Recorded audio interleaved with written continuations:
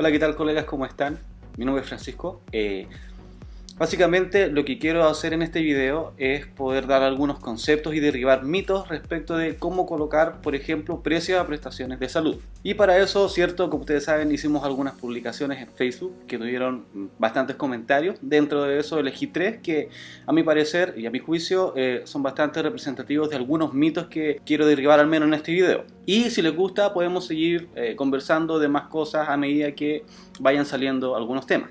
Bueno, uno de los conceptos que quiero hablar con ustedes es lo que escribió una colega que parece muy chistoso, pero en el fondo es verdad y tiene que ver con respecto a toda la suma, ¿cierto?, que ella le debe al CAE para poder crear una fórmula y con eso poder asignar algún precio. Eso es bastante chistoso, por decirlo de alguna manera, pero en el fondo tiene razón. Por ejemplo, cuando uno habla acerca de negocios que son exitosos, ellos tienen una contabilidad muy rígida y de hecho por ley, por ejemplo, en nuestro país también hay algunos tipos de empresas y sociedades que necesitan cierto tipo de contabilidad que está dada desde el punto de vista legal, es decir, tú tienes que tener una cierta contabilidad y entregar ciertos balances, ciertos estados de resultados, etc. Cuando uno toma en consideración eso, hay un instrumento, un reporte para poder ver el estado financiero y uno de esos, bastante general y muy conocido, es el balance. Y el balance general. Y el balance general está basado sobre el principio de igualdad. No quiero latearlos con este concepto, pero básicamente significa que tenemos dos grandes áreas y estas grandes áreas tienen una igualdad. Es decir, un área contiene el mismo valor o la misma cantidad de monto que el área que está al lado. Estas áreas se denominan dependiendo si son obligaciones o si es dinero, algo a favor que me permite generar el negocio, que me permite hacer negocios en el fondo. Entonces primero tenemos los activos y los pasivos. Económicamente hablando, los activos tienen que ver con ciertos flujos de dinero o ciertas cosas que nos van a permitir el objetivo del negocio, que es en el fondo conseguir dinero. Por otra parte tenemos los pasivos y los pasivos son básicamente nuestras obligaciones. Dentro de los pasivos tenemos deudas de corto plazo, de largo plazo y patrimonio. Dentro de estas 3 grandes áreas tenemos las deudas de largo plazo. ¿Y qué son las deudas de largo plazo?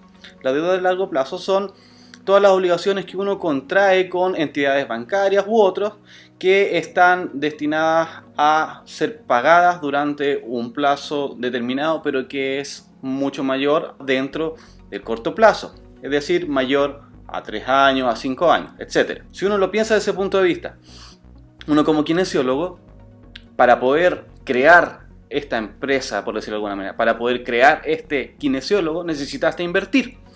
Y esa inversión fue una obligación que tú contrajiste en este caso con el banco, ¿verdad?, que te otorgó un crédito que tiene un aval del Estado, ¿verdad? Por eso se llama CAE.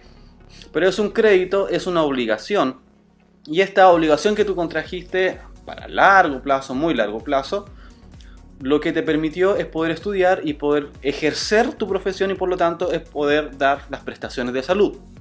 Es decir, el paciente que estás atendiendo o que vas a atender no podría ser atendido por ti si tú antes no hubieses estudiado.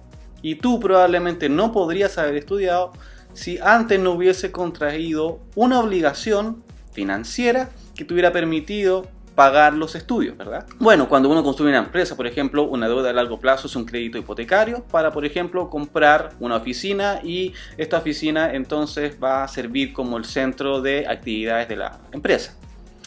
Y eso pasa a ser una obligación de largo plazo que es parte del costo fijo. Entonces, cuando uno, por ejemplo, coloca o asigna precios a cosas, tiene varias cosas en consideración. Para asignar el precio, muy básicamente, consideramos los costos fijos, los costos variables. Los costos variables son los que dependen de la producción del bien o servicio.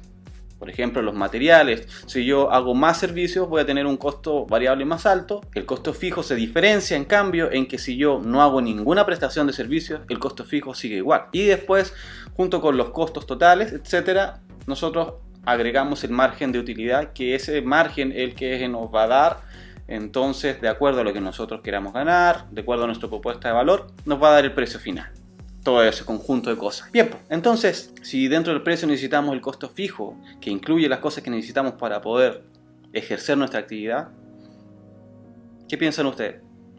Sí, el CAE debiese ser traspasado al valor del servicio, porque es una deuda de largo plazo, es una obligación contraída a largo plazo, pero que es un costo fijo de nosotros. Nosotros como kinesiólogos podemos hacer la prestación o no podemos hacerla, pero el CAE lo tenemos que pagar igual.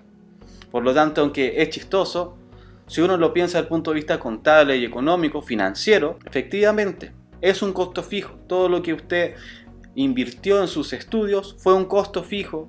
Si lo pagó a crédito y lo está todavía pagando a crédito, es un costo fijo que tiene que ser considerado a la hora de determinar el precio de su prestación.